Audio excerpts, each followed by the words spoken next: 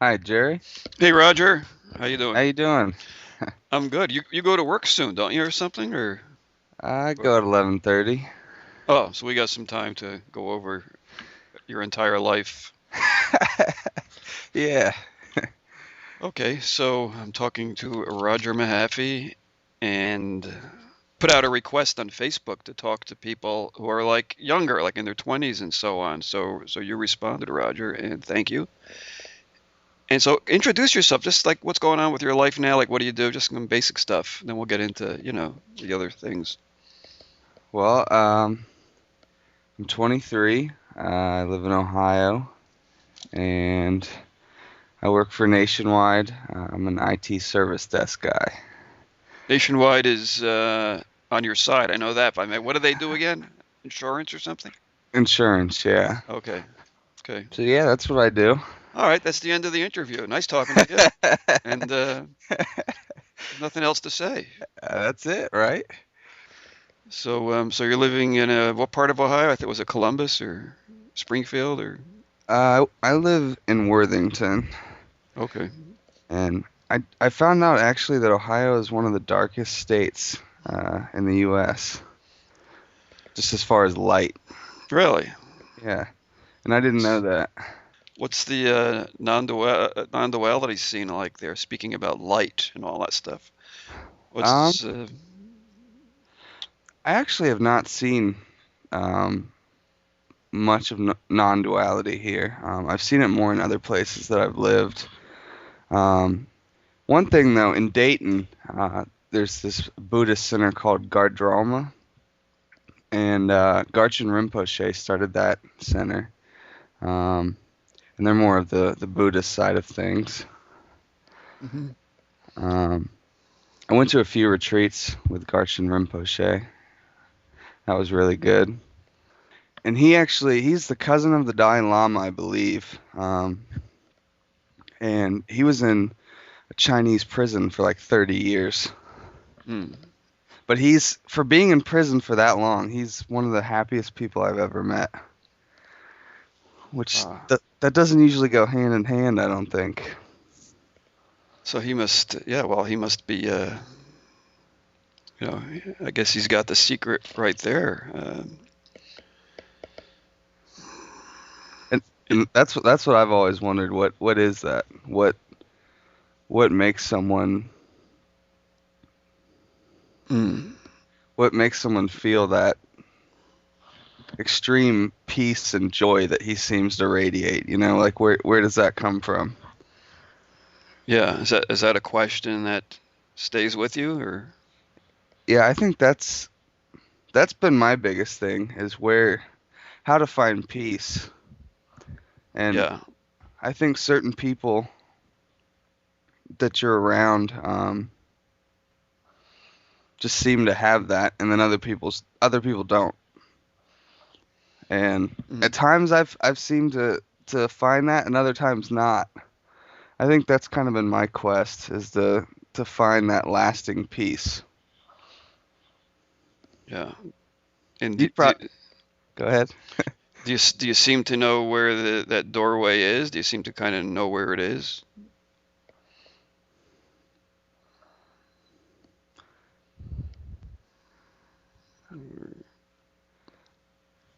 I think it seems like when you just rest and let go. Mm, yeah. So you've come to a Buddhist. I think that's probably, I don't know if you call yourself a Buddhist, but that seems, from what I've read, that's your interest. And maybe that's what we should talk about mostly. But, you kind of started your journey in your writing. Your writing's very good. And when you were 16, I think. And Yeah. I think that's worth, do you mind going through some of that history, or do you want to stay on what we were talking about? I don't know.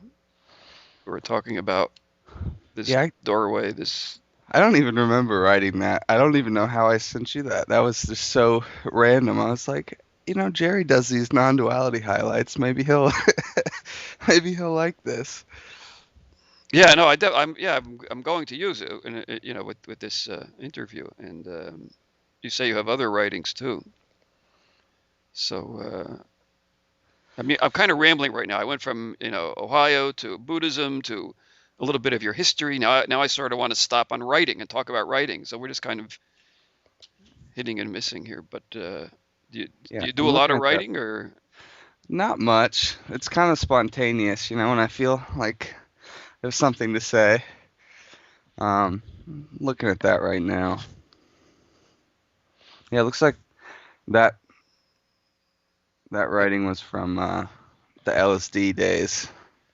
Yeah, because you talk a little about your history, and it starts like with some church, and then some LSD, psilocybin, and discovery of Buddhism. And you want us to go over that a little bit? Because again, this series of interviews involves younger people, and so you were 16 at the time. Yeah. So maybe you can talk about a little bit of your history, and we'll, you know, Um, yeah, I think what sparked my interest in all of this was mainly like mainly the non-duality interest was LSD and psilocybin originally. Um, I had a few experiences like previous to ever trying any psychoactive substances. I really hadn't. I think I was probably just I was Roger, and that's how I oriented around my life, what I wanted to do, what I thought about things. I think I was kind of stubborn. And I don't, I mean, I didn't have any specific way of orienting, but I know that I never had thought that there was something other than my thoughts. Like yeah, that had never popped in my mind. I don't, I mean, I just had never, like now that seems crazy because I watch my yeah, thoughts all day long. mm, There's something that sees thought and can watch that. Like, but yeah, that kind of was a catalyst to show, basically radically show me that there's something other than what I was experiencing. And I mean, when you ingest some good psilocybin and then 45 minutes later you walk around, your entire world is turned upside down basically. And one of the things you notice um, when ingesting psilocybin or lysergic diethylamide, as Ram Dass and Tim Leary have wrote, is it just you see things in a way that you normally don't see things. Like one of the biggest things that you notice is like I don't know. Have you ever seen this, Jerry? Like you walk around your house and then like at some point you just like see it for real at some point. Like I don't know. I've just had these like epiphanies at times where like I just stop and I'm just like looking at the chair or the wall. mm, I'm just like, look at that. Like what was I doing before that I didn't see that? mm. Have you ever had that happen? I don't know, not that much. No? See, I don't and know. I don't I don't know. know. I don't know what's going No, on, but that, you that, don't? that's why I'm interviewing all these. No, I don't know. I realize it's hard for me to talk about. Yeah. I I guess mean, I my think it own is hard, perception, but but and I don't know if that sounds crazy or not, but and I'm not even just talking about on LSD that I've had these experiences. I've yeah, like I'm also rambling and going back and forth, but that's just kind of how it's coming out. I don't know if that's all yeah, right or yeah. That's all right. does that work? Yeah, no, we're still in like your acid psilocybin days, but then but then you're bringing it to the moment, kind of talking about your just kind of direct perception of things, and And it's yeah, interesting. So many people talk about in the non-duality scene that experiences don't matter. I mean, do you hear? It's not about experience; it's about awareness. But yeah. what I, Well, it's not about identifying or experience with experiences. yeah, I think because there's nothing but experience, I guess. I don't know what else Right. there So is, but that's so so the de-emphasis of experience sometimes to me is just, I don't know. I don't necessarily like that because, like you said, all you have is experience. I think what it is, it's the valuing of an experience, like a specific spiritual experience, and Right. making Like it an object, something to go after, and to spend your true. life Yeah. reliving it. Search. Yeah, Yeah. Exactly. it's obsession with a so-called experience, I See, think. and that's why it's even hard to talk about like the LSD days. And when I did that, I don't do that any longer. That kind of was just my way of waking up in some way. Hmm. Um, but it's hard to even talk about those experiences because they're gone. You know, I mean, Yeah. I I don't know the exact thing, but I remember when I was taking psychology at Wright State that after a certain point, most of your memories are like 50% made up, just like the little Yeah. details. Probably. Yeah. Yeah, Yeah.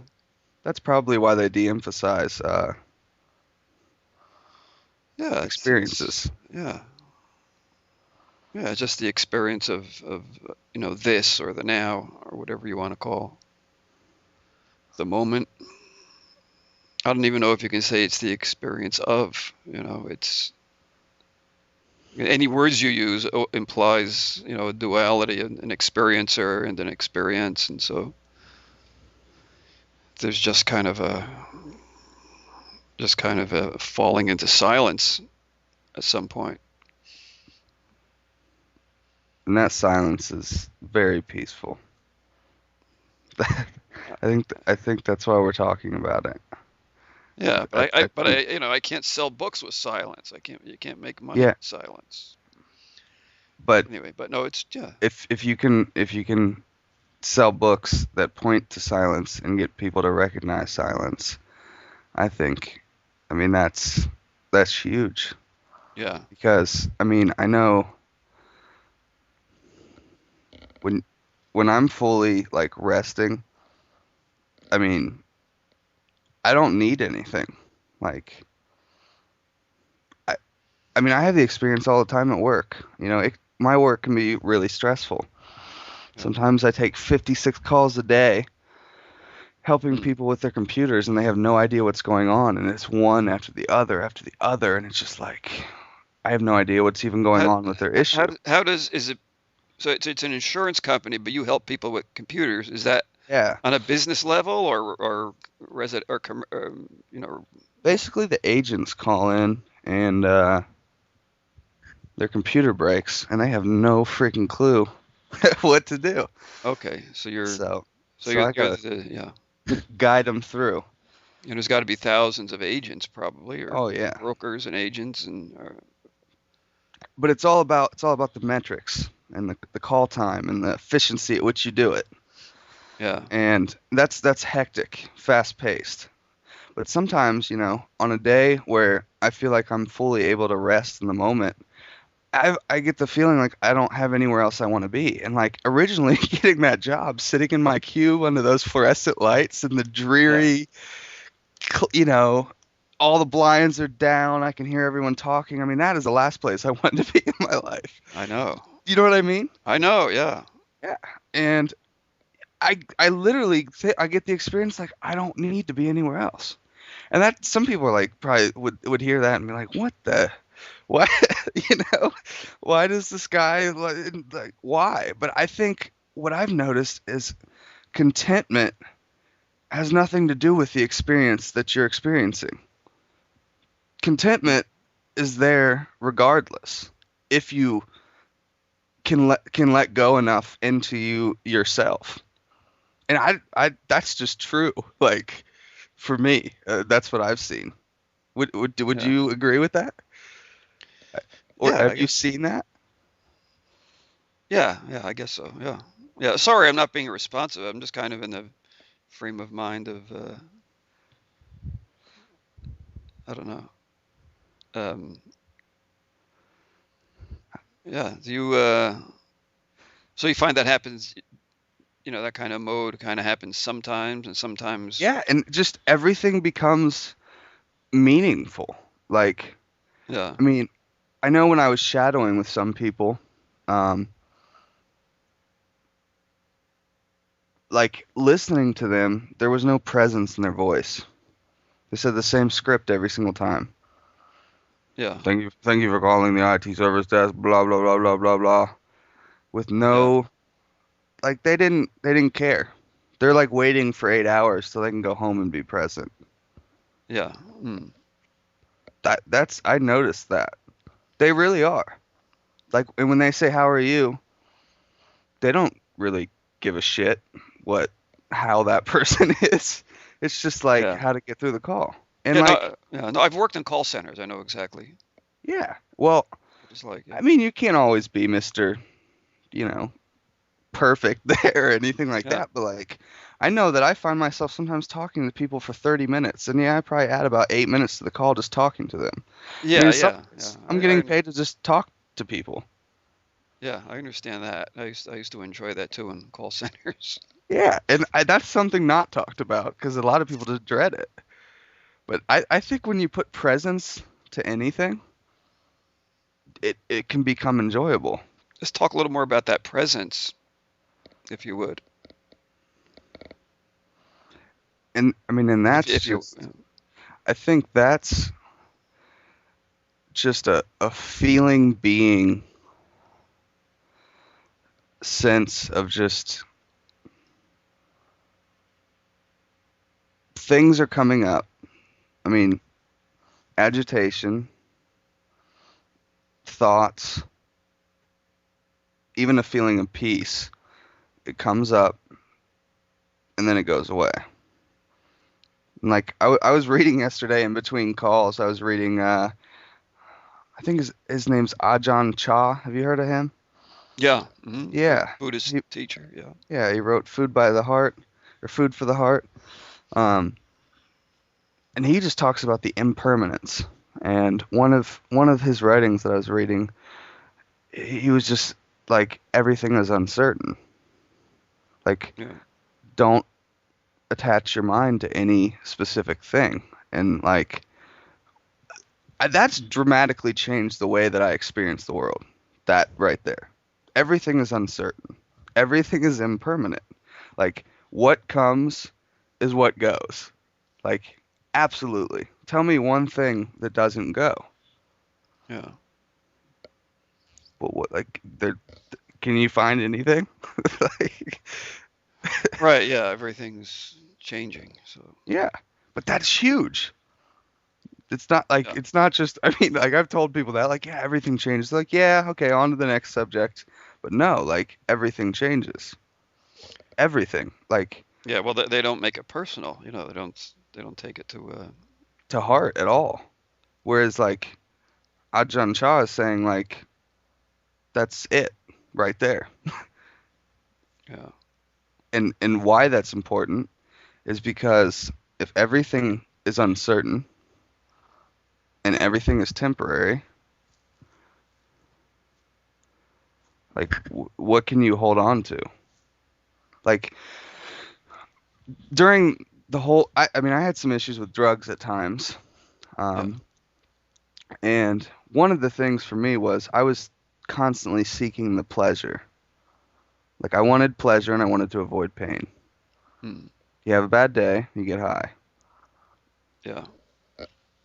And basically that is doing, essentially, in my opinion, maybe not for everyone who Hmm. gets, who gets kind of addicted by substances, but you are trying to avoid, say you have a bad day at work, you have a bad day, whatever you're doing, or you just want to get high. I mean, you're avoiding reality. Yeah. You're avoiding bad sensations and you're seeking good sensations. Hmm. And the whole thing is you're attaching yourself to experiences. Like maybe if I can avoid this sensation, which is like a headache or tension or agitation or depression, and I attach myself to this positive experience that I can avoid what I'm feeling. And it's ludicrous because you can't the high ends. You go back to that uncertainty. It's impermanent. But Hmm. and Einstein said that doing things over and over again and expecting different results, That's insanity. And that's what an Yeah. addict does. They seek this, lasting pleasure in the same experience over and over again, expecting it to last. And it never does. Yeah. But I used to attach myself to those pleasurable experiences. And it causes you misery because as soon as that ends, you want more. You know? Mm. I mean, but it's not just addiction with drugs. It's everything. Yeah, yeah, that whole addiction recovery theme is like right now kind of a prevalent part of non-duality culture. Some of Scott Killaby's work, Paul Hederman, and Fred Davis just wrote a book on Beyond Recovery, and Gary Nixon's coming out with a book, and Wayne Lickerman's written on addiction, and it's an important theme. And then there's the whole psychotherapy branch of non-dual culture, and yeah, it's a significant theme, addiction and recovery. But if someone could have shown me, during all that just the insanity of it in a very logical way, and that what I was actually seeking was like peace inside myself, Yeah. I didn't really realize that. And what is said in this recovery theme is that the addiction is to thinking, to thoughts. That's what we're all in recovery from.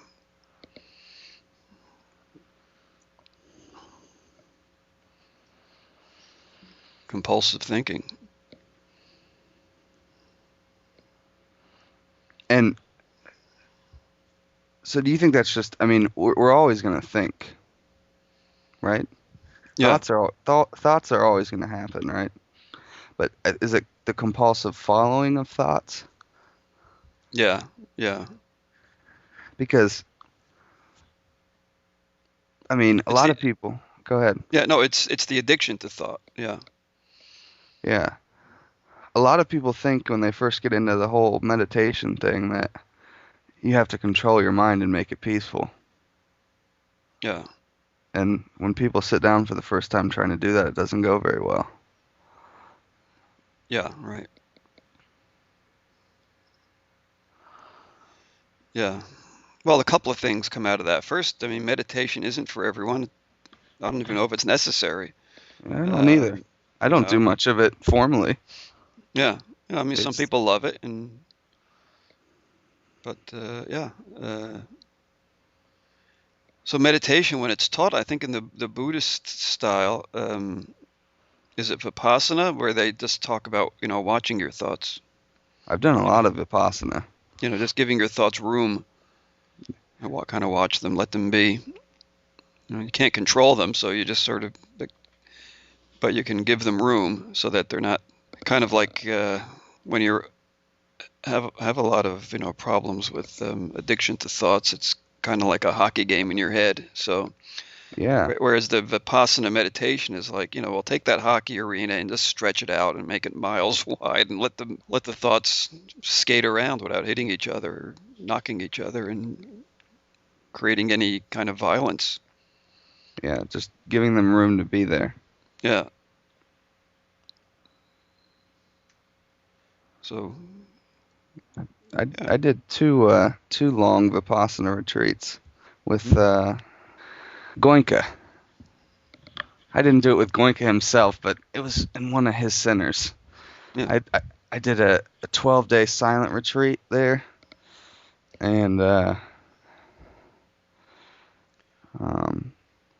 served a 12-day silent retreat as well. And those are intense. When I mean, when you say you served one, what's the difference between what is the one what's you it? don't speak for 12 days, Yeah. and you have no contact with anyone really, and you just meditate 10 to 12 hours a day. And then the other one, you basically cook the food for the 100 people who are there. Oh, you served. Okay. Yeah, which I liked a lot better because you get to talk to people, and when you're kind of bored of meditation, honestly. You can just talk to people and, see what they're going through and just have some human interaction. Sounds more like natural life, Exactly. Whereas the other is just so austere. I mean, I'm I'm used to talking to people, I and don't know. I felt pretty horrible at times during the first 12 day, because I'd never sat longer than, hour. And I'm sitting there for 12 hours on the first day, like, oh God, I have that much longer? Like, So what kind of was it worthwhile? That oh type of yeah, thing, or yeah, how? absolutely. In what way? I felt so much more aware. I mean, unbelievably more so than when I came in. Like, I mean, I spent the first 4 days watching a specific point on my nose. I mean, Uh, Jesus. Talk about precision of awareness by the end of that. I could feel the the bacteria on my nose. man.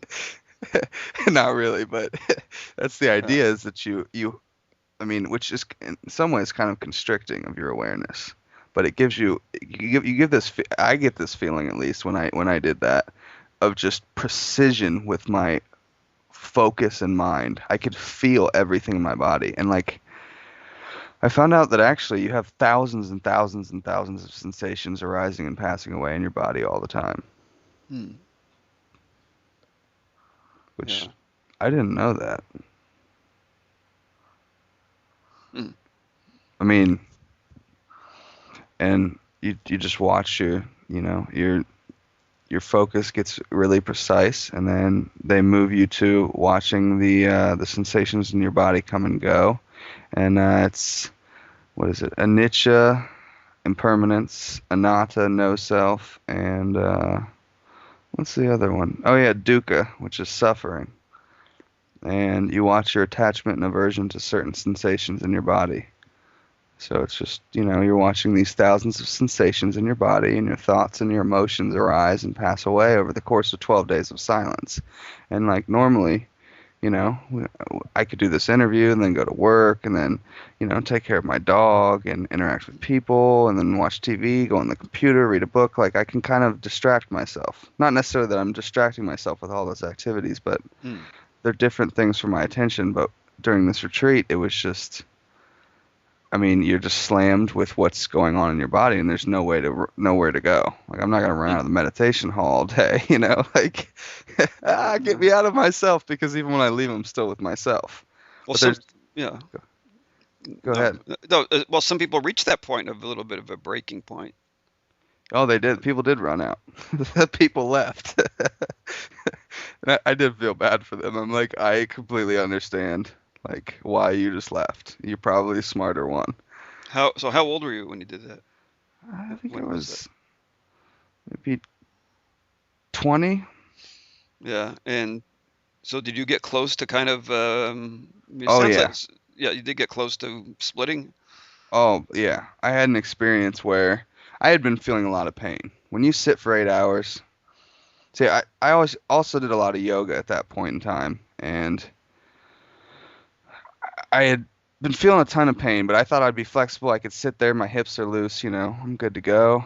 But that was not the case. When you sit for 8 hours straight, it's not 8 hours straight. You get to walk every like hour or two, but then you're right back in there, and um, it started being really painful. But I remember at one point, like just completely like something arose in my mind of like clarity, and like everything just felt like I don't know, I felt so in tune and connected to everything. And like but the biggest thing was there's no pain. Like I even remember like I've always had a sense kind of a little bit of depression and agitation. Like Hmm. somewhere receding in my consciousness. That's part of what made me seek drugs and then seek, meditation and go the non-duality route. And Hmm. but all vanished. I'm talking every little tiny trace and remembrance of any of that. Hmm. And I ran to my teacher because you could have one meeting. You could have a few meetings for the 12 days. And I went and talked. I was like, I'm signing up and talking to him. I was like, I don't remember his name, but I was just like, I don't feel any pain. Like, no, I don't feel. Is this it? Like, Yeah. this is it. I got it. This is it. I was pretty happy because I was like joy. I was just bubbling with joy. Like, Yeah. I feel no pain. I feel connected to everything. I'm just like Yeah. so happy. I found what the Buddha was looking for. Like, I've got it. You know what I mean? It was a great feeling. It sounds Oh like you my were in a great God. feeling. But you remember, everything's uncertain. Now, I didn't know that at the time. I was like, this is a lasting state, and I'm going to be like this forever. I mean, that's I thought that, which is so naive, but it felt very real. It Yeah. felt like I hit something real, and that was it. And he could tell. I mean, I was like shining and just like, I'm walking on the clouds. And he was like, Roger, this too will pass. Mm. I'm like, God, yeah, I don't want to hear that. He kind of deflated me a little bit, and it did pass. And then there was pain 4 hours later. Oh. But that's how things go, right? Yeah, interesting what the body does, what it can do. Yeah. But that's something still that can be perplexing, I think, to me, and probably a lot of other people, is what is the point? Like, when you go to a retreat like that, what is the point? What are you doing? Like, I thought originally that I was seeking a lasting state of peace. Like, that's what the whole enlightenment thing is, right? Like, I want peace. Yeah. Yeah, I don't know. I don't know if that's what it is or not, but okay. But That's what. I know that's we established that in the beginning. That's kind of your, inquiry, really. But then, I mean, I guess that's kind of attachment to another, like, mind state. And like I said before, the biggest thing that I've noticed is, like, nothing will last. No matter how blissed out or peaceful or zen-like or horrible or terrible or mad and depressed I feel, this too will pass. All things must pass. Yeah, yeah. I mean, yeah. So they could all be called experiences, and Everything, though. there are different qualities of them. There's the empty one that you can feel at a retreat or just spontaneously somewhere, and then there's kind of the burdened ones of sadness and misery, and physical pain even. But those all go. Even the emptiness that everyone talks about experiencing at retreat or Yeah. when they go see Mooji. That does not last. It doesn't last. I mean, and I know I learned quite early that when I would feel really good around some of these teachers, I just get out of there. I mean, I never liked that feeling. 'Cause Really? you know right away. It's like a drug, I mean, It is. some teachers will come out on stage and right away we have you have a good feeling, and I never liked that. Really? Who did you experience that with? Curious. Gangaji really emanates. I went that and saw very strongly. Gangaji, actually, in New York. Yeah. I didn't get any of that from her specifically. But by the end of the retreat, I know we were all feeling like that. I noticed it with her some years ago, but when I've seen her recently, I haven't noticed it. So I guess it kind of, it's just a psychological thing, I guess. I don't know I what think it is. I don't know what it is, but I didn't really like. I'm just gonna be honest. I don't know. One person up there on like a podium, in front of like 100 of us talking about how we're all one, but there's someone speaking to me like, I don't know. That maybe Well, that's not. I've seen a lot of teachers. I go to the conferences, and I respect what they do. They're communicators. There's like Oh yeah. anyone else, an actor or any speaker, Sorry, anyone were you who's insinuating something there? Then? no, not necessarily, but I mean they're speakers, they're True. communicators. So, I love Mooji. I mean, he says I love Mooji. Mooji's awesome. yeah, He's really. I think he's just alleviated a lot of suffering in my mind, personally. yeah. And When- what 'cause- way, or what do you like about him? He points you back to awareness, but then when you're resting in what they call I am, which I've never really resonated with that. It's just more like being. I guess it's just I am. That's all it is. Yeah. Yeah. But like I don't feel like I am necessarily. Well, I guess I don't know. But Yeah. It's yeah. okay. It's words anyway. but then he also says, which I think Nisargadatta Maharaj also said, you see I am as well. Like who is it that sees the seeing? And then who is it that sees that seeing sees? And so on and so forth. But like, can you see the seer? And that's anyone can tell you that. But Mooji is very clear. I feel like he's speaking from nowhere. He always says, I listen. I don't know. He's just resonated immensely. Yeah. Yeah. That's out of all of them that he's really. My dad loves him too. We talk about Mooji a lot. Really? That's pretty cool that you, well, all right. Well, you're bringing up family stuff, and how were you kind of raised in any kind of like I just did an interview with Ella McGilvery, who's like Yeah, 15 and raised in a home with these non-dual teachings. lucky her, right? Yeah, yeah, she's doing Yeah, pretty good. Did I you know. I listened to a little bit of that. yeah. She seems like a happy person.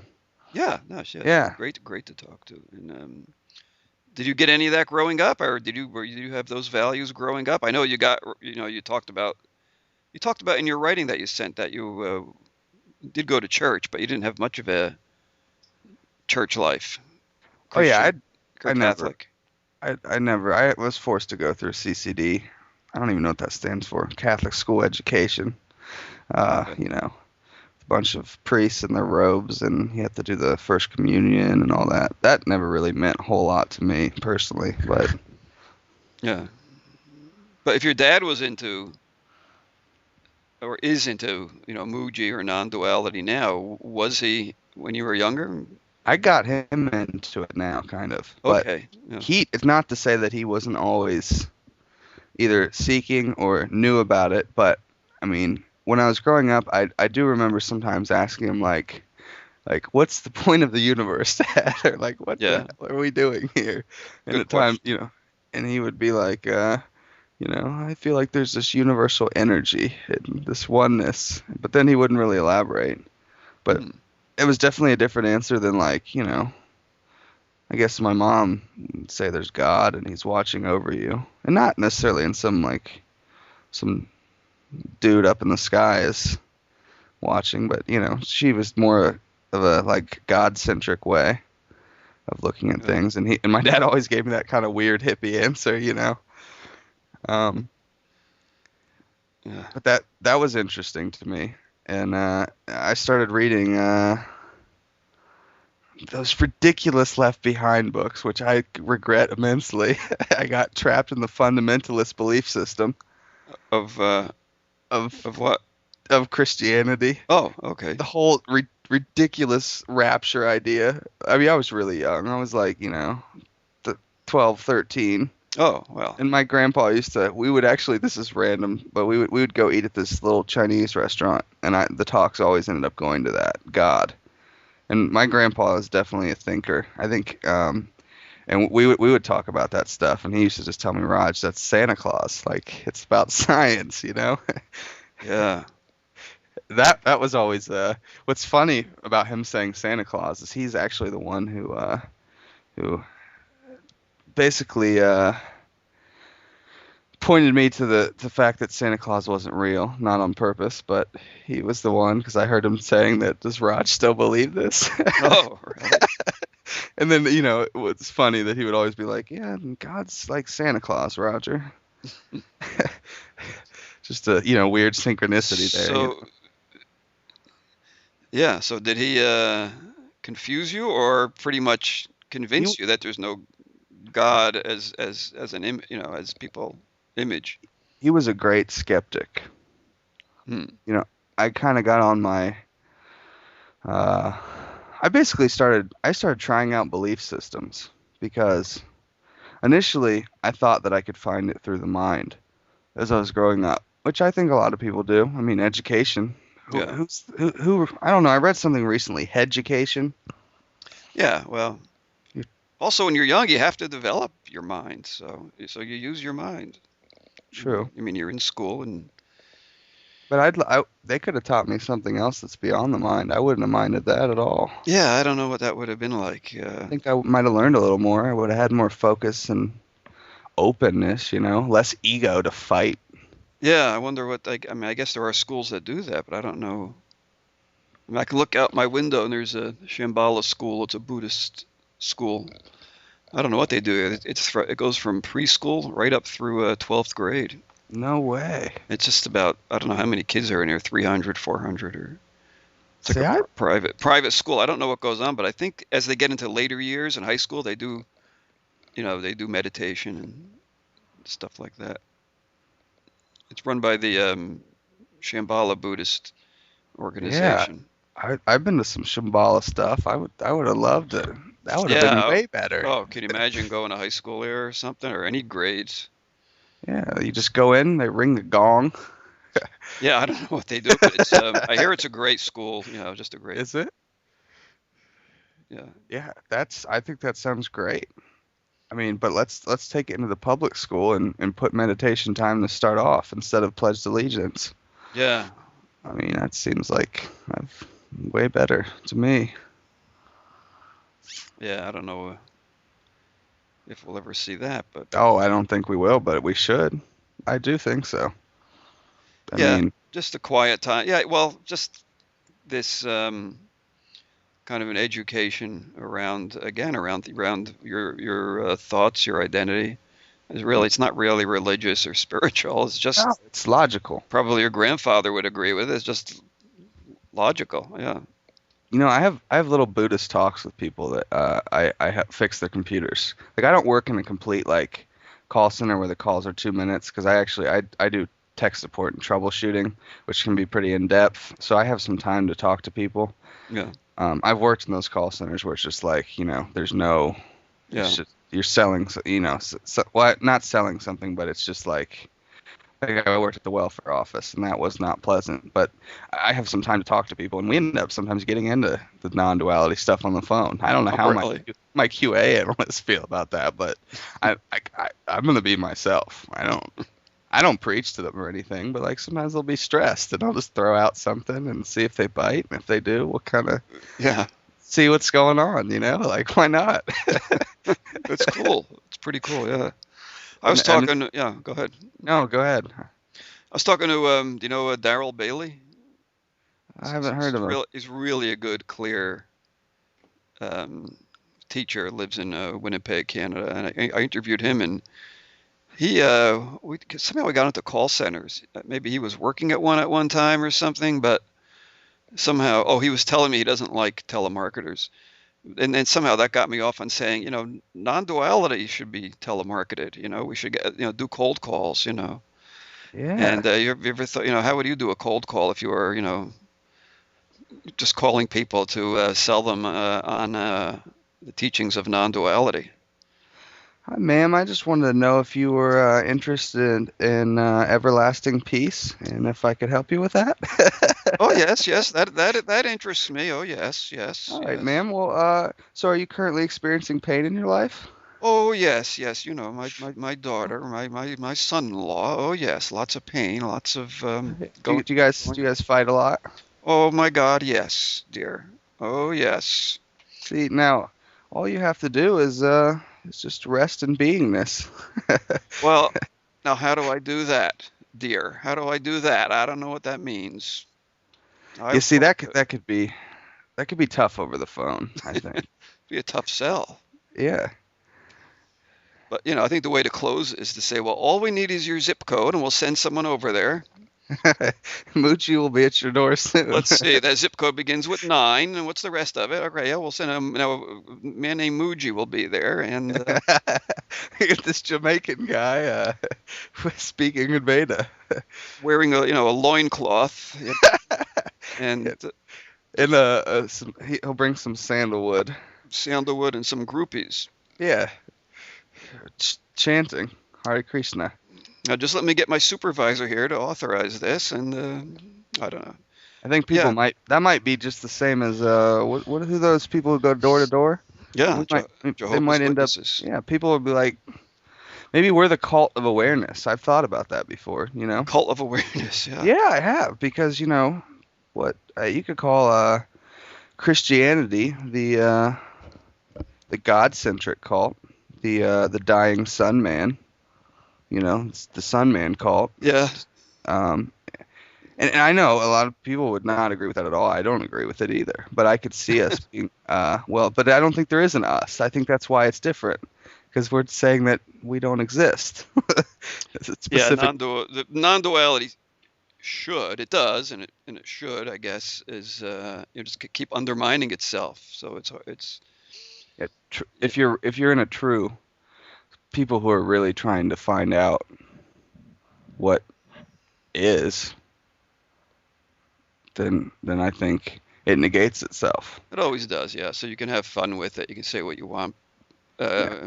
yeah, because implicitly you're undermining it. I mean, non-duality is the only thing. You can go to a non-duality conference and get on stage and say, "There's no such thing as non-duality." That drives me nuts. No, Can I just say that, Jerry? yeah, yeah, If you would have, so Roger, what do you have to say today? Well, Jerry, you don't exist. I don't yeah. exist. This isn't a teaching. I have nothing to teach. And we just sat here. All we're Yeah. doing is just living, Jerry. Okay. I like that. There's, Yeah. I don't know. I've heard that so much. Come on, like I don't Yeah. know. That when I'm experiencing pain, I don't want. Okay, I don't exist. Yeah. There's just life. That doesn't do a whole lot for someone who's in pain. When yeah, you know, Yeah. I, I do better with like someone who really is looking, you know, clearly. I feel like they're just rehearsing what they've heard on Advaita channels. Yeah. Yeah. Yeah. I think it's, definitely possible to kind of get lost in that. But I don't know. It's, as far as I'm concerned, it's a theme of non-duality. It's something to pay attention to. It's just one of the themes. But there's people who deliver it in an authentic way, and people who deliver it in a.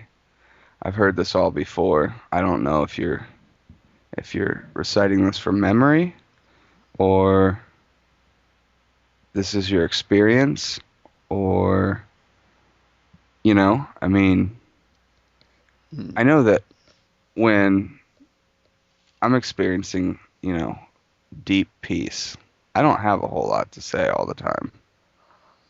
Yeah. Um, but I certainly know that the words that come out of my mouth are not that I don't exist, you don't exist, and this is just life. Maybe that's everyone has their expression, right? But Yeah. that's just I don't. Do you know what I mean though? I've heard that from people where Yeah. I would hope Oh, that anyone trying to teach people, like I don't think I came across at all as trying to teach anyone. I don't. I mean, I still am trying to figure things out. I think I always will be. I don't have any grand awakening experience. I've had many awakening experiences, but they end. And I just yeah. like every other experience. And I don't think any of them, I mean, I'm reading Papa G's Nothing Ever Happened by David Godman. Yeah. Yeah, and I love the title of the book, Nothing Ever Happened. Yeah. Essentially, Jerry, like Yeah. this is minute one of the interview, Yeah. and nothing ever happened, right? Except right now. I Oh, mean, yeah. that's true though. That's what's like. You can't go get the past. Well, that sets the context for something like, you don't exist, I don't exist. I mean, See, I've never. people say it, but there's a context for it. But do you know? I loved something I don't hear talked about enough is the emptiness of emptiness. In that way, Buddha, his whole thing. I mean, if you read the Diamond Sutra, uh, it's empty of self. This beer bottle is empty of self. This cog is empty of self. You know what I mean? Hmm. Everything is empty of self, and it says it over and over and over again in all the pages. And but then he also has the emptiness of emptiness teachings. Emptiness is itself empty of itself, Hmm. and that itself is also empty. So even you don't get hung up on negating people, negating me and you. Mm. but also don't get attached to me and you, and also don't get attached to not negating me and you. Okay. You know, like, so I don't. Let's. It's overdone that me and you don't exist because I don't even. I'm not saying that we do exist, but I'm saying I don't know. Oh, okay. Clearly, I don't know. That's something that's very certain. Mm. Of all the uncertainties, the clearest thing is that everything's impermanent, and then I don't know. Mm. So it And yeah, go ahead. sounds like the claim that there is no you or no me just a little bit too, too pat or just too It's concrete, concrete. maybe. Yeah, because Buddha himself taught the emptiness of emptiness. And I'm not saying Buddha's anyone special. It's just another guy. Probably would have had a YouTube channel, Yeah, you know. yeah. Uh, but going any concrete stance, I mean, I don't know. Like, you, I've talked to my dad before. Like, what is going on? We I don't know what's going on. Yeah. Really? I mean, do you? I mean, honestly? I mean, Well, I don't think you can know what's going on. I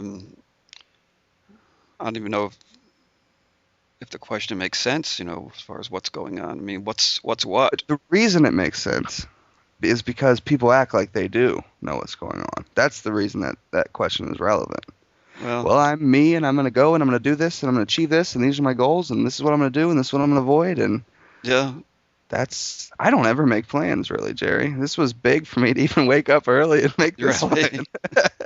And not What? because I'm So trying how do to, you so how do you live then? I mean, you just, you know, I've found a flow.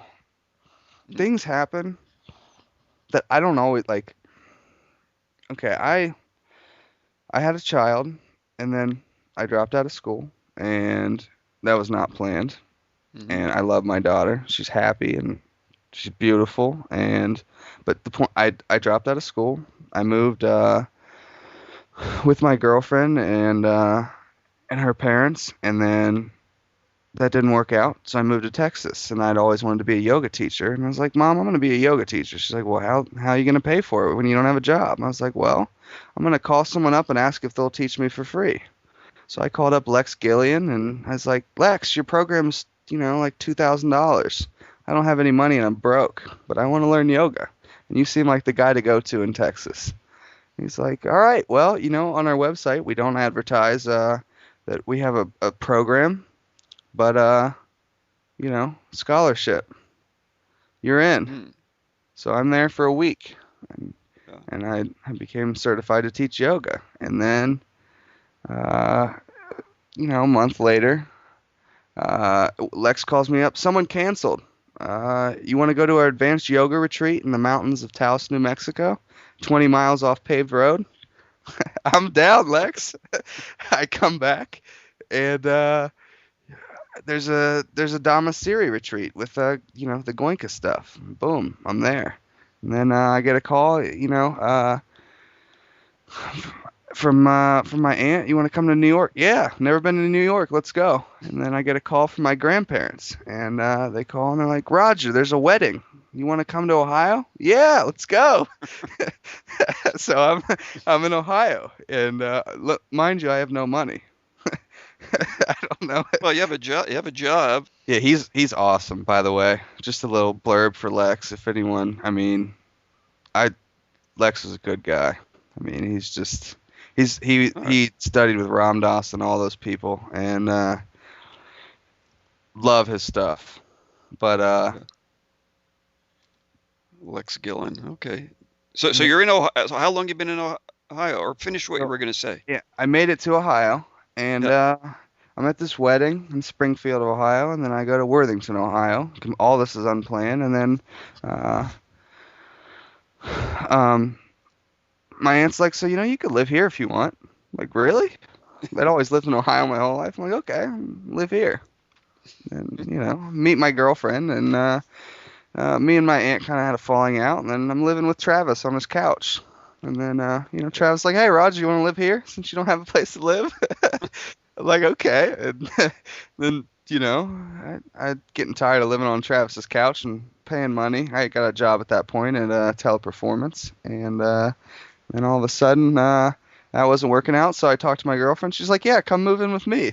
So then Hey, I'm living with her, and then we that didn't work out for after a while, and then my buddies that I hadn't talked to in years from high school, they had a 7-person house down on campus. They're like, "Hey, Roger, come move here."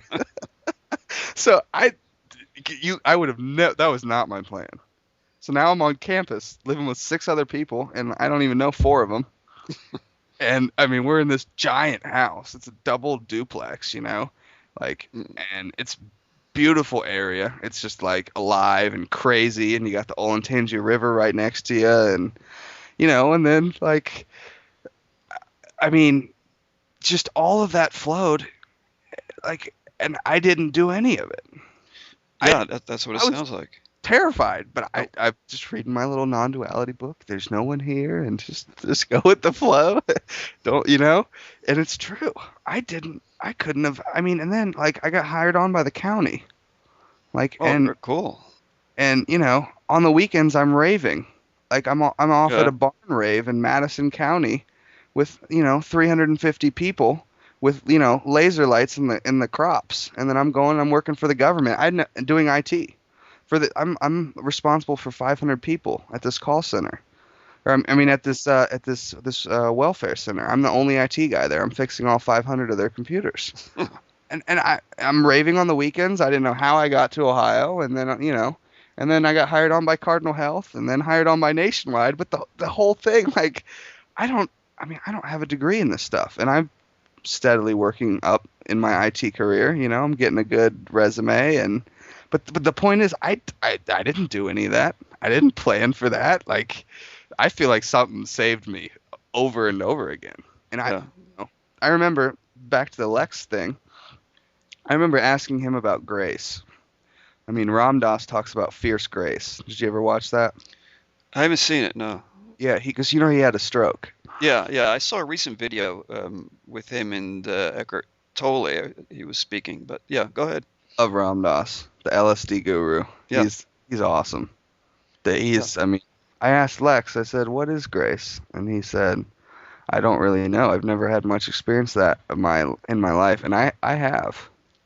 I mean, So what is it to you? I think you pretty much described it in your life itself, but how else would you describe it?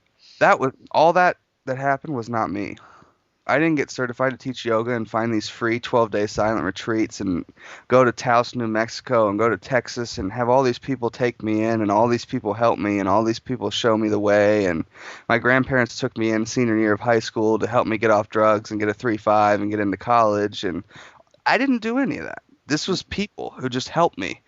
And they all just seemed to come at the right times when I had almost had it. And I know some people that doesn't happen. They do drugs and then they get shot and then they end up in prison. That's very common. We have millions of people in our prison system who could Yeah, probably tell you nothing about grace and would probably tell you the opposite. But in my experience, I mean, I pray all the time. My first job at Wendy's, I'm sorry, but I couldn't do that. That was tough. yeah. And I prayed all the time for a new job. Mm. And I felt like it opened the doors. It took a damn long time of me scrubbing grease before the doors opened, but I How do you mean, how do you pray? I just to whatever is. I don't necessarily have anyone specific. Mm. I mean, I know the Headless Way, Douglas Harding. Who's the guy who's doing it now? Richard Lang? Yeah, Yeah. I mean, I've heard him talk before about letting the void guide your life. I mean, because ultimately, I don't know what I'm doing, and I don't know where I'm going or what this is. I mean, it's maddening, and if you think about it, you know what I mean. if you think And about it, yeah. if you think about it, that's the key, though. You don't have to think about it. No, You just let go and let that guide your life. And what does that mean? I don't know, and it's not going to necessarily give you what you want. And I'm not saying if you magically let go to this nothing, whatever that is, when we're saying nothing inherently exists, that your life will come to some magical moving around and everything works out great. But I mean, some of the things that happen, and I just, it seems like everything is connected and things are being shown to you if you're open to it. And Mm. that's, and not everyone will agree. I'm sure people will be like, that's just more theocentric, faith-based. But I think this all is faith. I mean, because ultimately you're believing that this is not just, what you're experiencing is not just, neurochemical interactions and neurotransmitters in, your nervous system. I mean, if you look at, I don't know if you read Zen in the Brain. No. Uh, yeah, that goes very deep into the neuroscience and the mechanisms of meditation on your brain, Uh, but we have faith in that it's not just that this beingness Mm. basically is, because Yeah. I've I've argued, this is one thing I have felt like passionate about, that consciousness is not a result of the brain, that there's something that sees, that's there whether the body's there or not. I mean, Mm. Nisargadatta Maharaj would agree, and I think Mooji would agree, and Ramana Maharshi would most certainly agree. um, I Mm. don't think consciousness is a result of the brain, and I wouldn't call that a belief. I think I would call that an experience, that when there's no thought and there's no emotion, that I still exist. And yeah, your body still exists, but like when there's no activity in your brain, you exist. I mean, and you look at these people who have had near-death experiences. Um, Mm. I've been fascinated by those. So many of them experience a light, but the key thing that I'm focusing on here is they were clinically dead. No heartbeat, Mm. no brain activity, and dead for, some of them 3 to 7 minutes, some longer. Come back and they can tell you where the scissors on the operating table were. I mean, that to me is huge. I don't care what anyone says. That is some big. That's interesting. What I'm drawn to do is that I don't. I can't do it. So you're everything. you Yeah. know, I'm everything, but I'm talking to it in almost in a third person. Mm. Right, because you are that. You are what you're praying to, but you don't always connect with it fully. I don't know how to. I can't really conceptualize it, but basically, I can't do this. You know, Yeah. so live through me, because I'm not, I can't do it. I mean, like Mother Teresa always did that. Rip every part of me. She would say, rip me apart and live through me. Like, Mm. that's paraphrasing, but you know, I, I can't do it. Like, I mean, I've had too much fear in certain situations to, like, go just, I can't do it myself. And I think it's because there's a falseness that you can be in, and there's a truth-based way of being, die die before you die so that you may truly live. And what's funny? I still sometimes feel not authentic in saying this, because I am in no way perfect. Yeah. Even though we're saying that everything's impermanent and there's no specific me here, and I haven't found Yeah. there to self specifically, but we have to, if we speak, we have to convey something, right? Mm. But my actions are certainly not perfect. I've failed many times, and that's one of the things. And I've heard many people. I forget the person I was listening to, who you interviewed, I believe. I think mentioned this at least, that I think she was the flight attendant. Yeah. Yeah, Rochelle. yeah. She said reconciling some of those negative emotions and feeling like you're not spiritual. And I don't have that problem necessarily, like, but I get what she means completely. I don't necessarily feel down about those, but I mean, you do wonder, like, it's knowing that, like, I am peace, and that I'm not this body, and that we're all one. The amount of negative emotions I can feel at some points, knowing that still, I mean, and how caught up you can be Mm.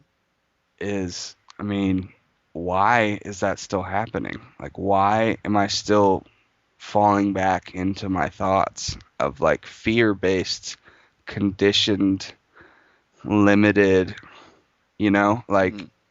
I have this experience of like, I mean, there's a few times on LSD where I looked into the eyes of my buddy Zach and I saw like the void. I mean, Mm. you ever notice you look at Ramana Maharshi and Nisargadatta Maharaj and I think Mooji and Papaji as well. You look into their eyes and you see some knowing. I see that. I like to read faces. And on the faces of people that I think have really looked into truth. I don't think it has to be any of those people specifically. I've seen it on a lot of people's faces, or even in a moment of recognition. There's a serenity and a strength and a courage in their eyes and in their face. But I know on LSD a few times, I looked into Zach's eyes and I remember like, oh my God, Zach, like I told him this. I was like, I am like in you and you are in me. Like out of just pure like I was like, Zach, no. He's like, what do you I was like, no, Zach, come here. Like I feel like your presence. Like I can feel it tangibly in your beingness. Like I feel like I am you and you are me. Like, but this isn't anything I can. It was just the most tangible reality I've ever experienced to the point of just saturated in beingness. Like, and that when I experienced, like, this is Zach. Like, and I went outside and I looked at the trees and I was like, I am like, that's the most. I've never seen this tree before. I can Yeah. see every fold and cranny and branch and leaf and the way it's just like almost Mm. just displaying itself like just perfection. I Mm. mean, and then looking back at Zach and just like you are just perfection. Like, Mm. and everything is perfection. I mean, in those heightened states, I don't think those are supposed to be lasting, but what they tell you is a fundamental truth, and that Yeah. oneness. I mean, I don't go around in a daze of oneness all the time. Yeah. I don't Yeah. think that has to be like that. But I have experienced so deeply with many people, just that eye contact of like almost your souls are becoming one. I mean, Yeah. and they already are, but like you just feel that, and Yeah. that's wordless. I think. Mm. I don't know. I sense that there's more of a call for using, entheogens, and especially people they talk about LSD, when they talk about ayahuasca, of course, is big buzzword, and I'm hearing talk about people using it in more controlled conditions for the purpose I of mean, expanding awareness. What do you think of that stuff? oh, absolutely. But it can be like a spiritual path. You can fake it. You can go Hmm. to the retreats. Not, and there's people who do. I've met them, seen them. If you're gonna, for anyone who thinks about doing that, I mean, just know that you're gonna blast off and you're gonna lose yourself if you do a high enough dose, and you better be ready. Don't Yeah, yeah. don't hold on. You So, know? that speaks for a good guide, a teacher, someone to, give you the right dose and, Yeah, but prepare you and all that. nobody's gonna necessarily be able to make you not hold on. But can they help you let go? Uh, I think that's an inner thing. And I know. I Yeah. mean, Arrowhead. I don't know if you've ever been there. Where? Arrowhead. Look up Arrowhead. How do I spell that?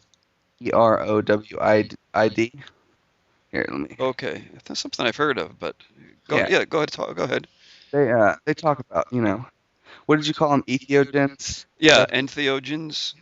yeah?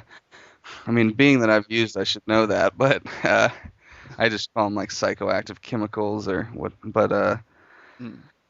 if you go to Arrowhead, it I mean it's thousands of these people having experiences. Yeah. Um, and that a lot of them have trip sitters, but I know that I mean you're not always going to be ready for what you experience. Like it just amplifies everything and it makes everything turn into liquid energy and you lose your sense of who you are and you just are blasted off into like extreme spaciousness and love and intensity, and you see through your darkness as well. And I mean, you can't get out of it once you do it, and it can be. I mean, I've seen it rip people apart. I But mean, when you say see through your darkness, like what do you see the darkness as?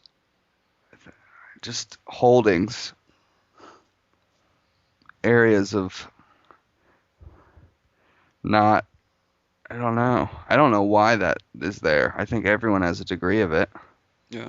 Maybe not. But what's the essence of the of darkness? Empty. It's also empty, but I think it collects and like I don't know. I think it's for people who experience, depression and that kind of stuff. I think it stays in your body and in the recesses of your mind. Um, I don't know what that means specifically. Those are just words, but Yeah. I know that um, when you when you explore with psychoactive chemicals, I mean that stuff can manifest itself very clearly, and it can project into reality, so that you're living through those negative projections, and there's the possibility of seeing through that, and that's why Timothy Leary and Ram Dass, um, they use the what is it, the Bardo Thadol, I think is the Tibetan Book of the Dead. They Hmm. use that as a way of explaining the LSD trip, because the Tibetans say that as you're dying, your consciousness leaves the body, and it sees all kinds of different projections based on your karma or what you did in your life. And that's not necessarily about an after death story or an after death script. What it's about is life. And you experience your projections of life and your feelings and how you see things projected onto reality. You see the way that you perceive, and the way that you perceive is what you create in your mind. And on LSD, that's magnified so that your perceptions and the way that you see reality is uh,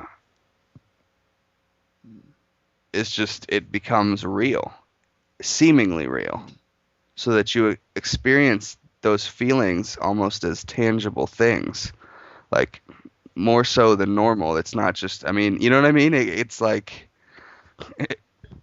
Yeah. I just think people need to be careful with that. I stopped because, I mean, Alan Watts said once you get the message, hang up the phone. Hmm. I got the message many times, and I didn't want to hang up the phone. It's because, I mean, Ram Dass talked about you go to heaven. I mean, all these Advaita people, you dream about seeing how Ramana or Nisargadatta saw, because, I mean, Ramana, what, he sat in like this underground cave until they pulled him out, and he had what, rats eating at him, and then he didn't speak for however long. He Hmm. obviously was in some state of extreme bliss. Yeah. And you experience states like that. If you read any of Ram Dass stuff on it, they used to drink an entire vial and lock themselves in the yoga room. And you can Hmm. imagine what went on there. Yeah. you know? And people are scared of that. I mean, some people would hear that and they're like, "What the? And they're eating drugs, and this isn't non-duality." I think some people have that idea, and those crazy Yeah. kids, or they're psycho, but I mean, I think I don't agree at all. I mean, if you look at shamans in various cultures around the world, eating all kinds of psychoactive plants, ayahuasca, and they have all Hmm. these concoctions, and they're out in the jungle getting Banisterius uh, kapai, or however you say that, which is it's an MAOI, which makes the DMT from the ayahuasca root bark active, and they have different like ayahuasca vines, which have different subjective effects, and I mean these dudes have been doing this for 5,000 years. Oh yeah. I mean, and they're singing. They have these, some of the Icaros. Have you heard of those? I've heard Those the are word. Yeah. beautiful songs, and they got their huge tobacco pipes, and they're warding off the spirits. And I mean, I love that stuff. I mean, Sounds go a ahead. lot like the Carlos Castaneda stuff from the '60s, where there was a great ritual and songs and special pipes all around, finding peyote buttons. Yeah, and You know? it's it should. I think those are what those do is they show you something beyond what you normally experience, and that Mm. can be huge for someone. I think that can be liberating. Yeah, You know, I mean, that sometimes you need to be forced out of you. yeah. And I don't use a single substance now. I quit smoking 3 months ago, and I quit caffeine about a month and a half ago. That was awful. I mean, Really? watching Yeah. craving for that was horrible. I mean, I couldn't even function. I had to work. Yeah, I mean, yeah. Caffeine, tobacco, nicotine, and yeah, but I use a single psychoactive substance anymore. well, that's all available to people if they're inclined to it, right? So, You don't need that. I mean, and or you do, and well, a person might, but that's what I'm saying. You don't need it, or you yeah. do. Or It's okay, right. You don't need it, or maybe you do. Yeah. okay. I mean, Just depends on your on grace, I guess. The grace of yeah, me being there, I've done it. I don't. I mean, what to each their own, you know. I, now you're if you follow anything or if there's any teaching you're interested in, it sounds like Buddhist teachings attract you, but you're also interested in the Advaita too, like Mooji. So I like all of it. I've probably whatever seems authentic. yeah. I'm curious, honestly, um, some of your experiences. I mean, I know uh, you're interviewing me, but I mean, I know other people. Like, I'm probably curious. You've met all of them, all the teachers. You've been doing this a while. I mean, what do you think About what? about all this? Right, about Yeah, it's just something for me, just something that interests me. I mean, I could be just as interested in working at Nationwide selling insurance. It doesn't really matter. give you. It's Yeah. just I don't have anything else to do. I don't really work much, and this is just interesting. I get to talk to people, and I don't know. I kind of like you. You just go with the flow and see what life calls you to do, what kind of action it calls for. And And it may not call for much, or it may call for something drastic. But so, are you still seeking? no, no, no. I'm not seeking, but no, I'm not looking for anything. Not trying to find something. No, not at all. But I'm curious, and I want to know what's out there. Same here. And so yeah, That's not so seeking though. That's different. It's like it's a mature. I think it's a mature stage from after the seeking, which a lot of people I know experience intensely. I know I did. yeah, I mean, there was a time of seeking where I was going to bookstores looking for something, Same didn't know here. what it was, and then when you find it, or then when I kind of found it, it was everything. I mean, there was nothing that it wasn't. Okay, so what did you find though? Well, it depends. I think it depends on what your own inquiry is. Like your inquiry is something about regards peace or the word peace, whatever that means. For me, it was a focus on the I am, and you were saying you don't identify with that. So, but I did. I identified with it as a kid. So that was kind of my thing. But I was looking for something else too. I was looking for like, what's all this about? What's like the secret of the universe? What's it all about? Something kind of beyond the I am. I don't know. I'm not sure what it was, but So what is it? well, it's everything. I just when the question stopped, the answer was everything. There's nothing that it's not. So And the question was no longer there. So there's no more and seeking. that's exactly what I was going. When it stops, uh, it doesn't necessarily. There's no necessarily experience that makes it stop. It's just a gradual dropping off, isn't it? I just realized I wasn't asking it anymore. And then one day I thought, Yeah. oh, geez, I forgot about that question. I better ask it. I would ask it, and Yeah. well, the answer is everything. This is just the Yeah. question's gone. So The would you answer is say everything. before and after? What are the differences? This was years ago, so I I don't Okay, but remember, but I do remember there's still your own personal stuff you got to deal with. see, I agree. I agree. I have not That's found. definitely still there, but you get a little more perspective on things. You're willing to let go and let life take you, I think, more. Yeah, surrendering, but not any elaborate surrendering. Just Yeah, the surrendering is when that answer comes, when you realize everything is the answer. You're and the then you, answer. There's nothing to surrender to so much. yeah, and the rest of that is just trying to. I, I Just don't know, just living your life. living. It's grace to me is like the hand of consciousness, the hand of the all, God, the absolute, whatever Now, you want to call it. It's just a hand working. now, do you have a 24/7 awareness of that? I don't, I'm never surprised when I tend to think about it or, read about it. So if I'm not surprised, I figure I must always be aware of it. It's not like, oh yeah, yeah, I forgot about that. That never happens.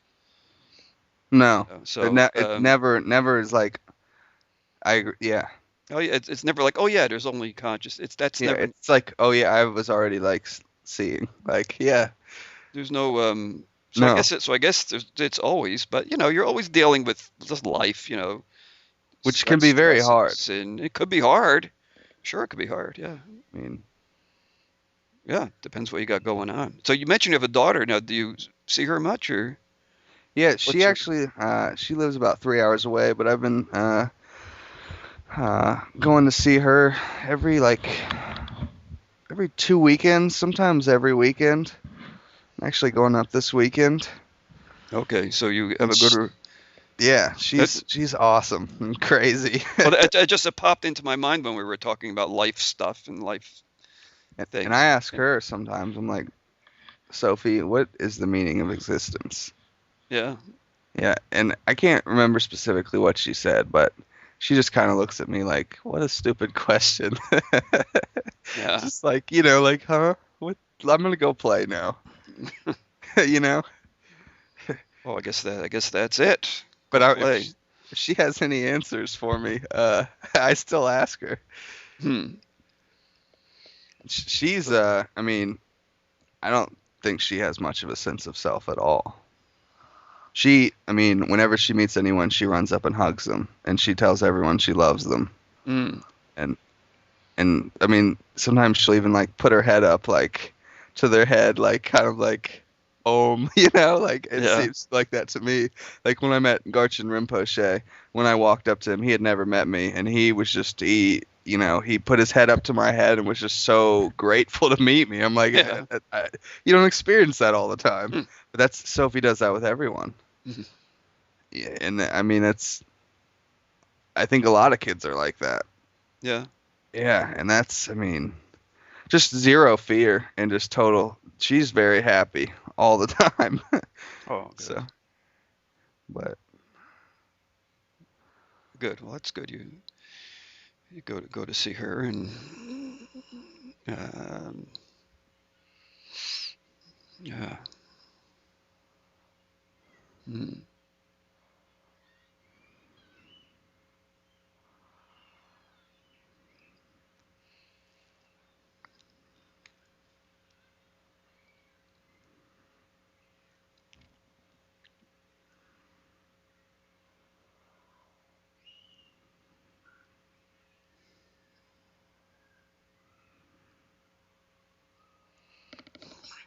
How does it make you feel talking about all this stuff for an hour and a half or so?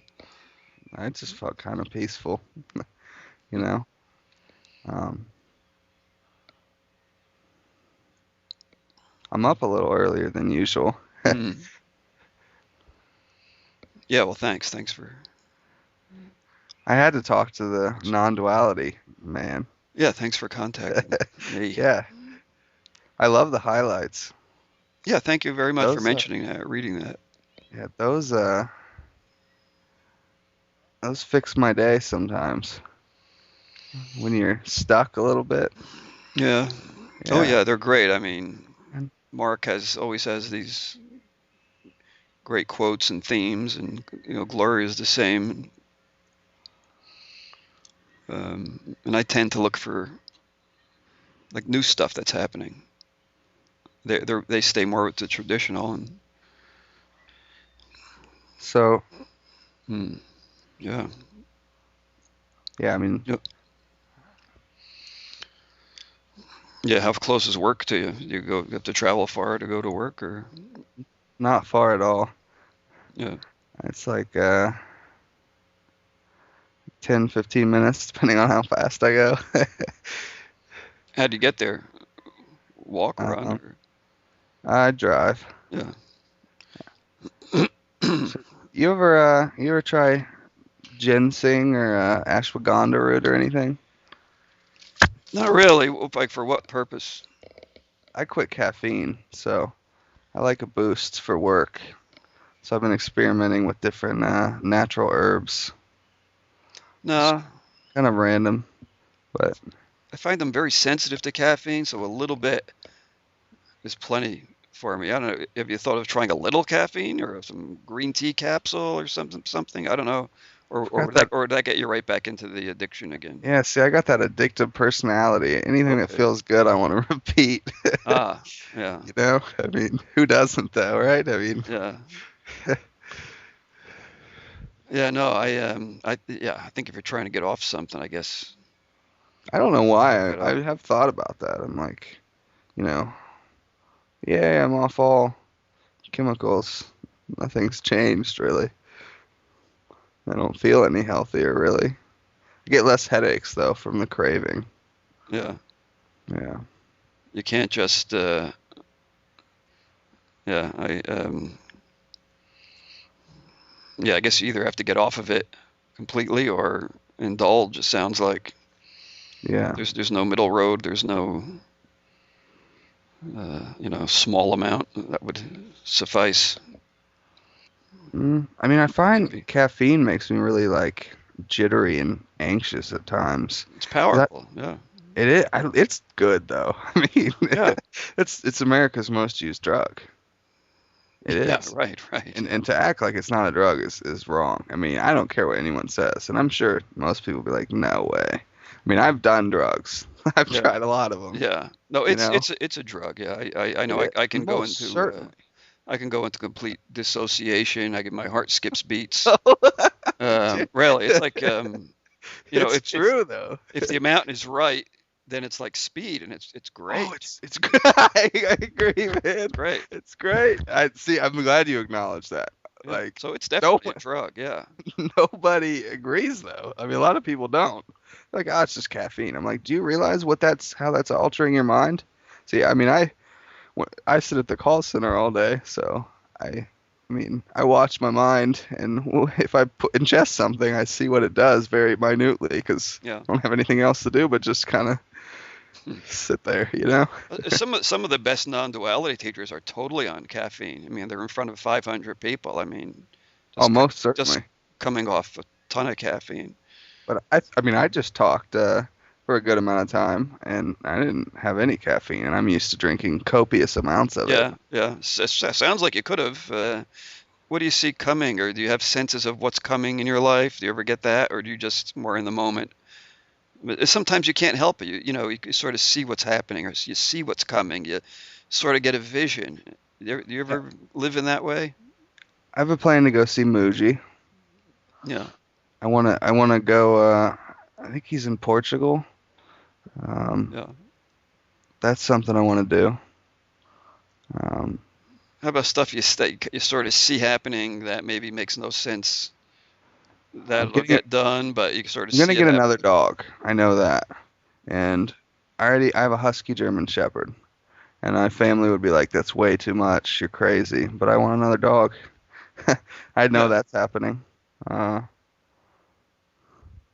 um, yeah. Just I mean, those are two things that yeah. I would say are definite things that will happen. That Well, what about this flow? Like you've in your life, I'm just trying to get a vision here of how your life's been, where you sort of flow to places, to people, to situations.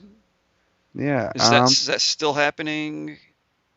What Right about now, it what about? seems Yeah, I've been in the same place for I've been in Ohio now for a little while. I guess it's like maybe 2.5 years. Um, Oh yeah. but I've been all over though and doing, but now it kind of seems I got a job that I could be at for a while and move up in. Yeah. But I don't know. I mean, when the whole flow happened, that I loved that, but I don't know how lucky you can get to have that happen again. I Yeah. hope It may just, yeah, that flow may just really, kind of calm down in its intensity. You don't know. it was very intense, but I think I was always also going through an intense time. Yeah. But now I'd love. I don't know if I have the same desire to go. I feel a lot more content. Like I Yeah. don't have a whole lot to do. Like, and I used to feel compelled to go out all the time, and just I feel very content. Like I don't Yeah. need to do a lot, and that's weird. I mean, because I'm only 23, and I know a lot of my friends are Yeah. out drinking and partying, and just every night they're at it. You know what I mean? Just constant, and I don't Yeah. lately. I come home and I'll like read, and I live with my aunt right now, and I'll just talk to my aunt and with my dog, and I've just been kind of resting. I don't know. Do you talk to any of your other friends interested in these teachings? You mentioned your friend Zach. I don't know if you still hang out with him or any friends Nope. from your LSD days or. Yeah, I still hang out with Zach. Zach works at Nationwide too. Oh, okay. So do you guys still talk about that stuff or Ah, not necessarily on a drug basis, but just some of the insights or teachings or. we have at times, but no one's embraced it really that I know like I have. And I want to find people in Ohio. Like I love it, but I don't meet many people who were interested in LSD or who were interested in non-duality. I mean, in other places I have. Houston seemed to be full of it, but Houston's the fourth biggest city in the country, so Yeah. I, don't- I mean, and even the talks with my dad on that have kind of fell away. I think both of us have kind of found some type of clear seeing that we don't have to hash out so much anymore, you know? Yeah. So And where um you mentioned near a campus like what like Ohio State or something like that or yeah, University Ohio State I one of the say campuses. So love you're the Buckeyes. so Columbus. So you're near Columbus. Yeah, I'm like right on High Street. Okay, I don't know the It's the main campus downtown yeah road. yeah yeah. Hmm. Well, what else do we need to talk about? I have some notes here actually, but I think you've given a lot. You're probably getting tired, and you got to start your Not at day. all, but Uh, I mean, uh, this has been interesting. I mean, the only thing I want to ask is I was going to ask you about non-duality on the internet, and a lot of it is run by older folks like me, you know, who really weren't brought up in a computer generation, and certainly not an internet generation. hmm And you were, you're brought up in computers, internet, yeah, and I do IT. and you even do that. So Mm, it's you never knew a time when you didn't know it, probably. So right. do you think what do you think of non-duality on the internet? Is it being used Oh, it's the bomb. Love well? it. Being used okay? The Very social, well. the Um, technology, the social media. You think yeah, it's? Yeah, I was curious about that. non-duality highlights could be more. Like I'm sure my dad would love to sign up for that, but for me, it was hard to find.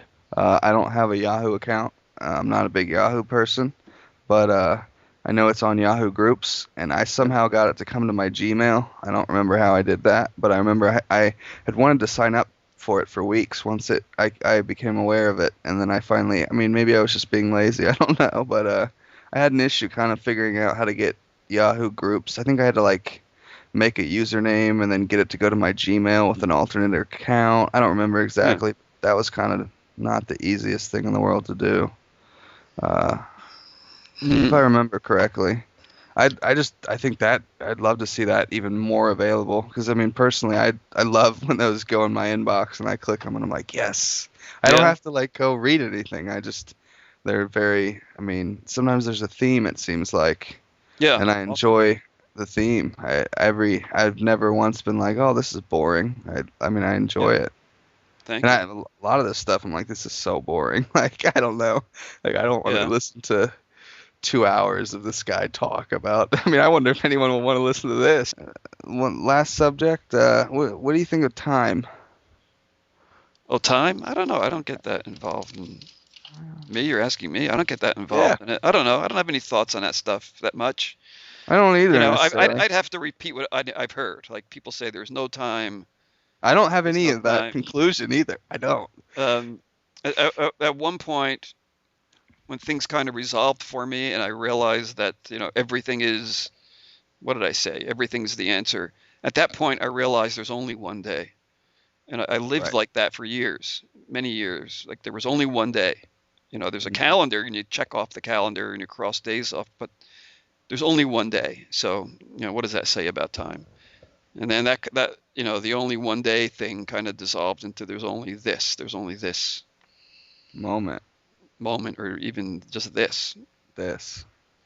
And That's I don't know where you go from there, but still, you live by a calendar. You got to keep appointments, but the sense yeah. is that there's no time. There's just one day, or just this, and still, but you still live as though you got to go somewhere next week or go to an appointment. So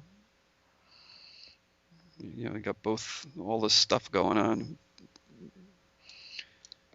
or apparently going on. I don't know. I don't know what's Apparently. going on. Like you said earlier, we don't. Who knows what's going on? No one knows. And if someone did know, how would they describe it? How would they say, here's what's going on? Well, Because it would be dead as soon as he said it. yeah. Y- when I feel like the peace, though, the deep peace, even if it's something that comes and goes, I think it means you're I don't know, you're seeing this. When you see this clearly, it's I I don't need anything. And I think that's so big. Like Yeah. I mean, because I mean, there's been times where I just feel like I need something, but like feeling like you need nothing is just I mean, you're not going anywhere and you don't need to. Like, 'cause Yeah. so if you're just, I mean, what's more important than contentness? I don't, Well, yeah. I don't know I don't think what that, word you want to use, whether it's contentment or yeah, it doesn't even it matter. doesn't matter. But I know what you Let's, mean. You don't need let's, anything more because you don't, you don't. you realize everything is there's a sense of completion. So Yeah, the complete, and it's just like, you're just, yeah, I'll take some more and some more. yeah. Like, you, you, why do anything? Some people don't because if you get a sense of that, I mean, that's why some of those guys live in caves. Some people, Well, even I remember something else Darrell Bailey said in his interview. He said people say people have this fear that they might end up doing nothing, sitting on their couch all day, doing nothing if they immerse themselves in these teachings. And he said go ahead and try to sit on your couch all day and do nothing. I thought that was a good point. I mean, you can't. How are you going to do that? That's like true, you can't. um, There's eventually a call to action, an urge you to know do something. You have to. yeah. And so I mean that is the key. Like what do you do? What do you do? That's How do you know what to do next? like, What do you live from to know what to do next? well, I don't know. I don't know where that comes from for me. Like, I don't know why. I mean, I don't know. I mean, I guess survival is a big thing. I mean, you do have to eat and you do have to make enough money to live. I mean, that's so I think Mhm. that basic urge drives, Maslow's hierarchy of needs. Yeah, yeah. I mean, it's partly biological, and Yeah, I mean, I think everything's biological for the most yeah, part. I mean, I don't know if you've heard of any of this stuff saying you do what you do before you even become aware of what you're doing. You Yeah. heard any of that stuff? Yeah, there's apparently scientific studies that show that. Yeah. Yeah, so I mean, in a way, it's all just biological, which doesn't make it any less fascinating. But it is. I Well, mean, you are. it may be, but I mean, how do you let your biology play out in a natural way? Maybe that's another way of asking that question. Because it may be natural to eat, maybe natural to sleep and so on, but how do you know it's natural to draw or to write or to build a building? How do you know? I don't have a lot of thinking when I do things. Like, I think it was someone you interviewed. I can't be. I watch so much different, you know, non-duality type things. A lot of it blends together, but uh, somebody said, oh, what was I gonna say? I lost it. Mm-mm. But Something about thinking. You said you don't think. oh yeah, yeah. Rafael Stonemen. Mm, He said he doesn't really think when he's talking, and but someone else said that they were. And like I didn't think the entire time we spoke just now. I mean, did you? I mean, I didn't have a single thought. I mean, even talking about it, it's was I just thinking? I don't know if I was. Not there's no not thought. really, because I don't No, really I don't prepare. me either. I'm not waiting to ask the next question. There was maybe one question there Me either. I had that I had a note preparation. on. Yeah, I had preparation thoughts coming into this, but I just watched them come and go. I didn't entertain them.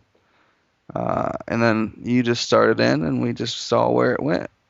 It starts out a little shaky, a little unknown. Don't know how this is gonna be, and then it opens a little more, you know. And then until I mean, but Yeah. I didn't think at all during it. And sometimes I feel like I'm at work and I don't even think at all. I mean, now work it seems like there's a lot more thought. Yeah. Maybe that's revolved around certain triggers of certain things. But like, I mean, I know we've spoke for an hour and 47 minutes and 37 seconds. And I mean, there's just you don't need to think about anything to speak, which leads you, I think, to I mean, who who says those words, you know? I mean, Mm. I, I mean that's a big that's always been interesting. Uh, like where here's Yeah. one. I mean, I ate mushrooms at this electronic club one day. This is completely on topic, and I had the feeling that I was walking around this club, okay, Yeah. and I wasn't walking, but this was not any Inveda speak. This Mm. was not even just a general sense that I'm not there or not knowing. This was I am not walking, and I was walking. Yeah. And this was I'm having conversation, but I'm not having conversation. This was there's 100 people on the patio and we're all interacting and all connected and I can hear every conversation simultaneously and no one's doing any of it. Nobody, there's nobody here. I mean, just dumbfoundingly clear, but not in any epiphany way, just an absolute no one's doing any of this.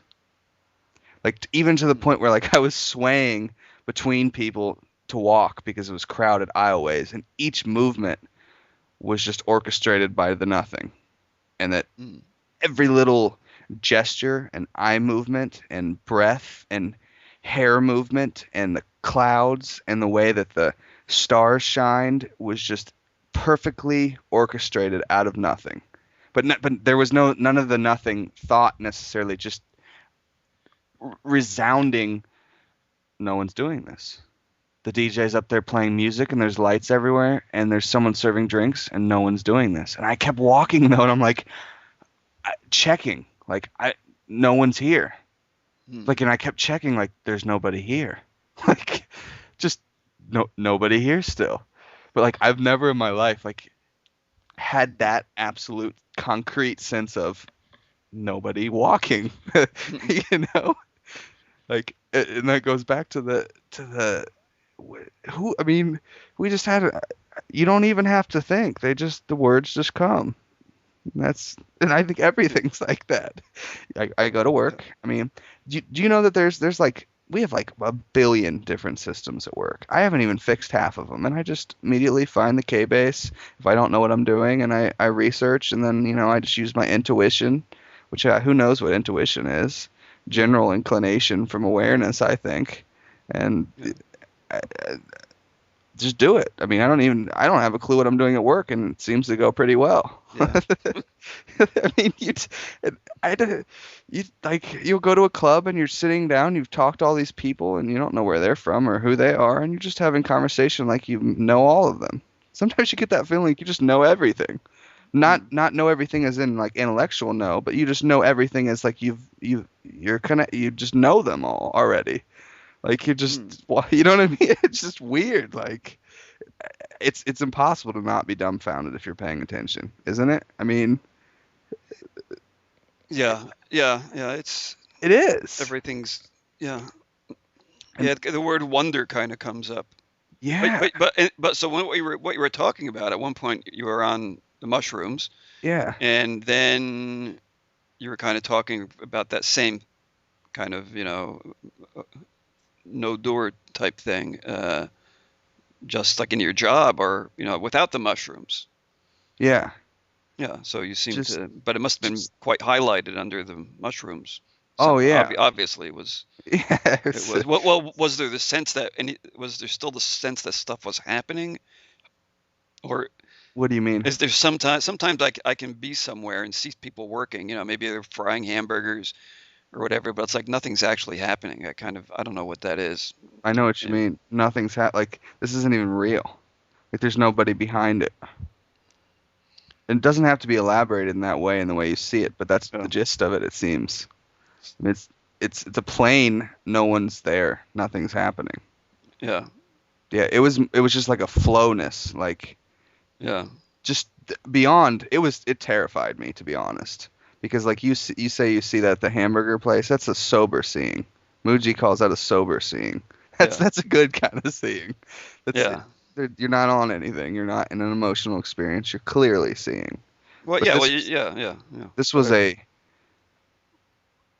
unbelievably blow your mind to pieces. Oh my God, there's nothing left of me. Everything there's no one there, and there's no way to escape this. And I want you to see this 150, magnified. Just there's nobody here. Just so you got that. The universe like beaming it. Like, here you go, Roger. You wanted to know. You ate 6 grams of mushrooms and went to an electronic club. There's no one here. This is, you know what I mean? Like nobody here. Like I mean, it was just, and there's some parts of me where we're holding on or something because it freaked whatever the me or the me feeling out a little bit, like, Yeah, so that's kind of like a headlessness, kind of oh, just it's to an so extreme. oh yeah, like there's just, I mean, it's not there. Like even when you experience that, sometimes you may have a little bit of you left, but this was Yeah, like they say Neem Karoli Baba ate 7 hits of acid and he did nothing special. He acted the same. Any normal person who eats 7 hits of acid is on for a freaking 3-day journey. yeah, And yeah, you're not coming back, Jerry Katz. yeah. So, I mean, and Neem Karoli Baba just sat there and asked for more, you know? Well, I mean, so what's that say about where he's living from? And for me, that was not a place I'd want to habitually live. I mean, Yeah. Well, you got to interesting. get going. Yeah, I gotta. I don't know if we concluded this or if we should really, or if we need to. But It's a good. I enjoyed it. Thanks for having me. we went all over with this. Yeah. We did. You're welcome. Thank you. And keep doing it. I think I mean I've listened to bits of all of it. And I mean I Really? think it's good. And I think I love your website and good stuff. Thank you. Thank you very much. Thanks for introducing yourself to me, and thanks for reading the highlights. I'll consider that. I have in the past thought of other ways of delivering the highlights. It is They're all available. You don't have, well, maybe you do have to have a Yahoo ID, but I do upload them to nonduality.com. But I But mean, having them emailed to view them at work from my iPhone is huge to me, and I'm sure other people, you know? So I mean, you know what would be cool is just a link that just automatically does it all, and you just put in your email. there Like are newsletter services, that you yeah, just, load up all your emails and yeah, just click one link, and then enter your email, and then hit submit, and that's it. yeah. I don't know, just something to think about. Oh, no, I appreciate that. Well, Roger, look, thank you very, very much. Thank you. This was great. All right, so I'm going to say so All right. long. Yep. Thanks, Jerry. And you're welcome. Thank you. Thank you very much. Okay, Roger. Bye. We'll see you. Bye-bye.